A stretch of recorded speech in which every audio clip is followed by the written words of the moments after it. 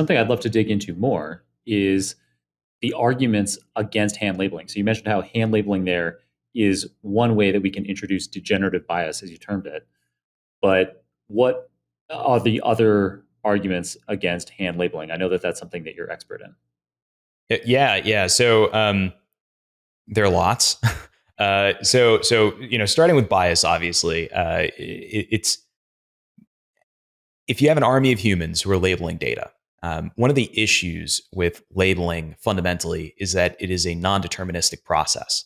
Um, Now, as we move towards more quote unquote enterprise ready machine learning, not like the Wild West machine learning where it's just like, let's throw a bunch of data into a pot and stir it a couple times and like see what pops out the other end.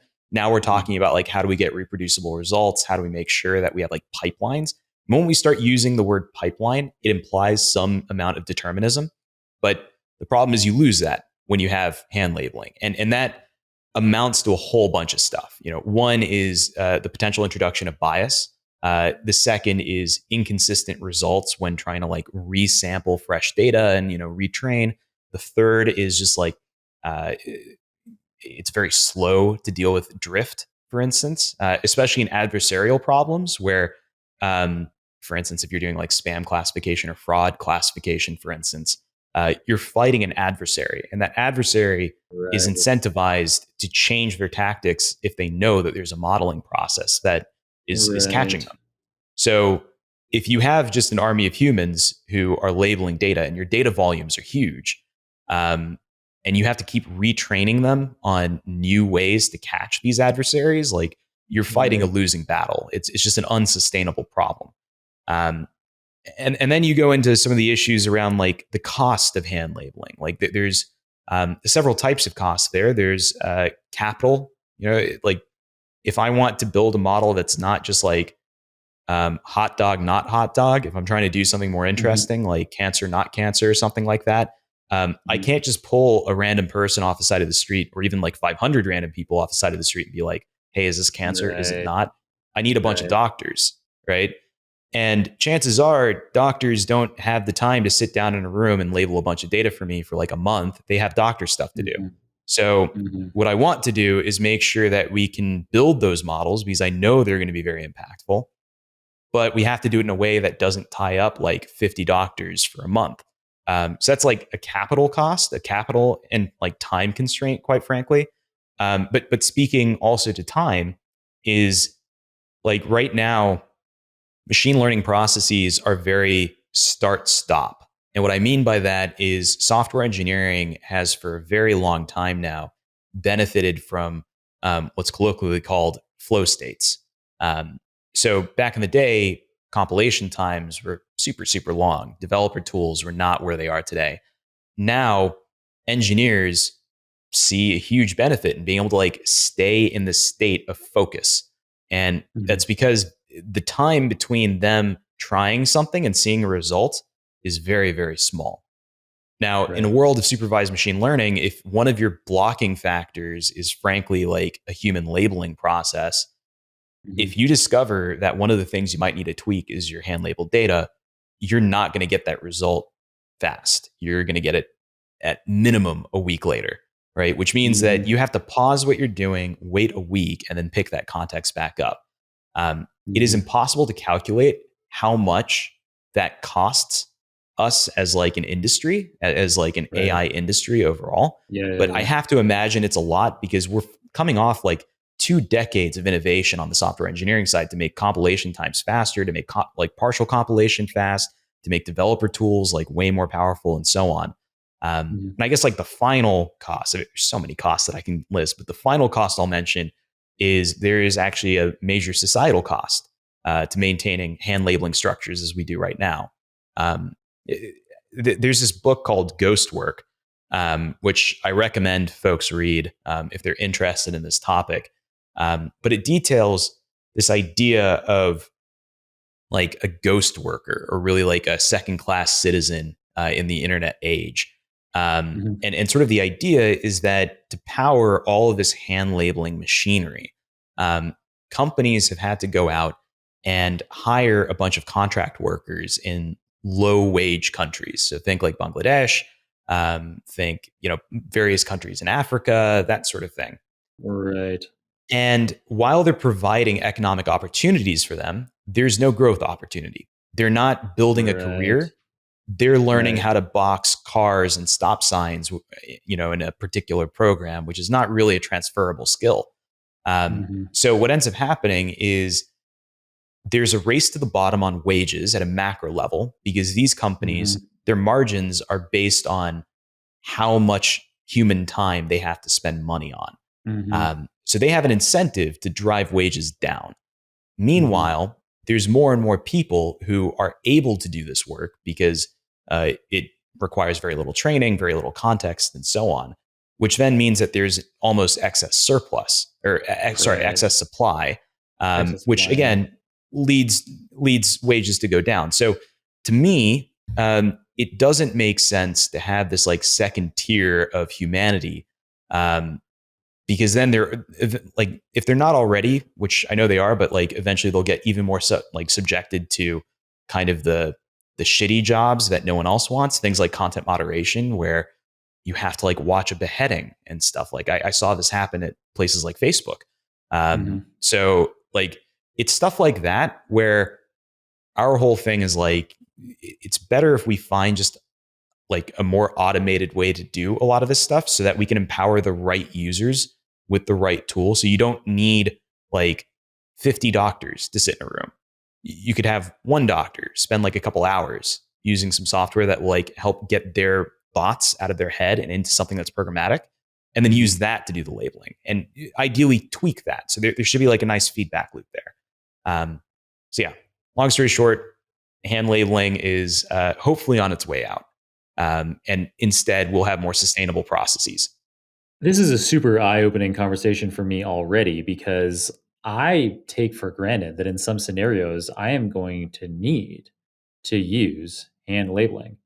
Yep. I can think of several research projects that my machine learning company is currently carrying out for our production platform where we're like, well, we'd love to have a model that could do this, but we don't have label data. And so, how much is it going to cost for us to hand label it?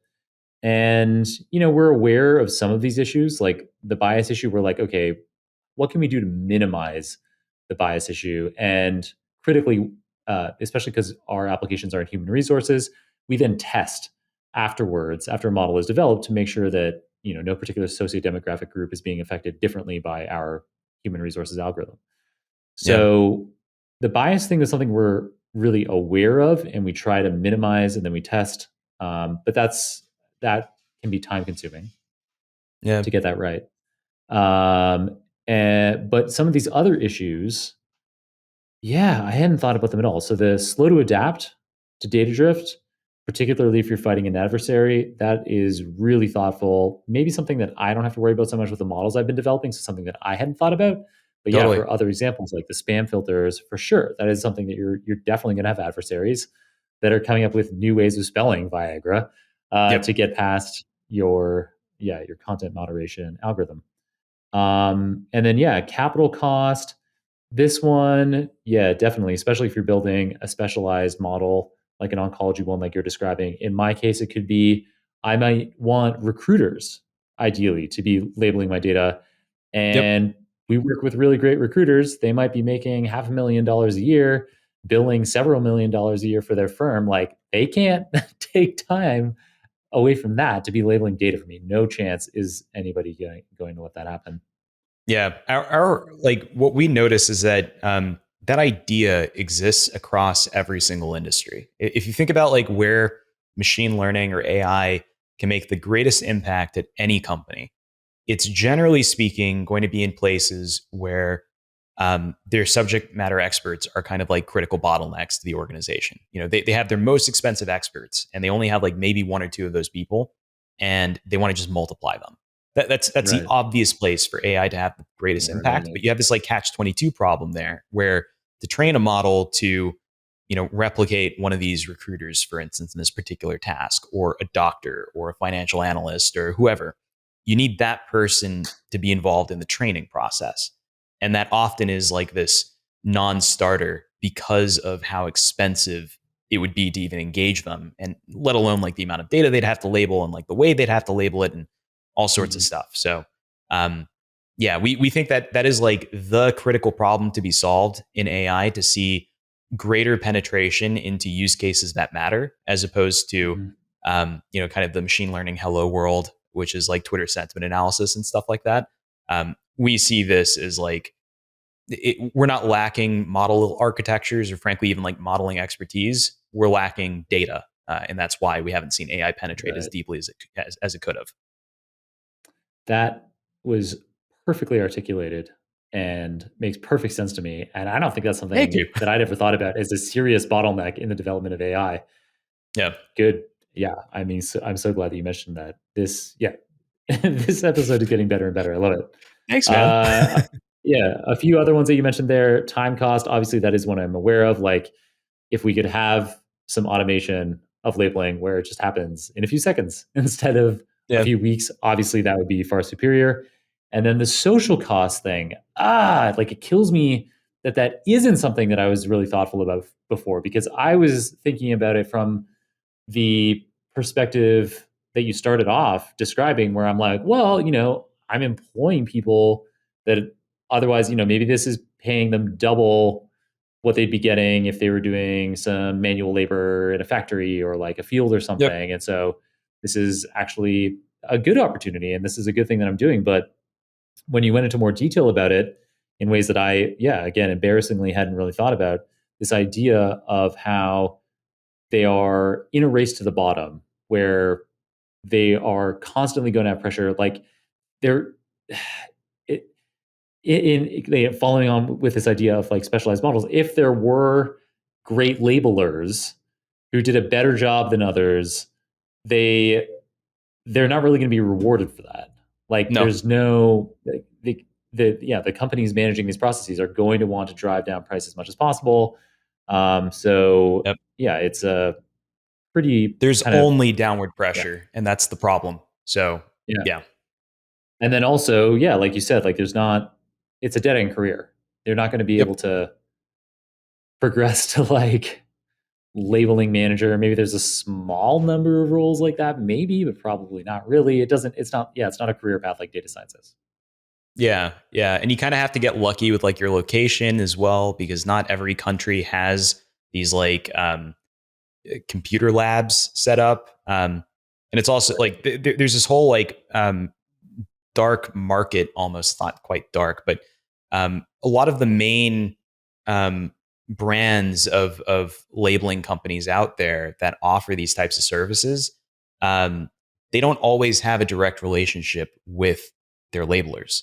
So oftentimes it is Right. another company that is Mhm. offering their services as a reseller, or sort of like a subcontractor to these companies, Mhm. which means that there's also this like interesting relationship between two companies where one company, like the parent company, the one with like the big brand, naturally wants to squeeze out as much efficiency as they possibly can, and they have plausible deniability on the means to Mhm. achieve that, because Mhm. there's an entire corporate firewall there. This is technically a Mhm. totally different company.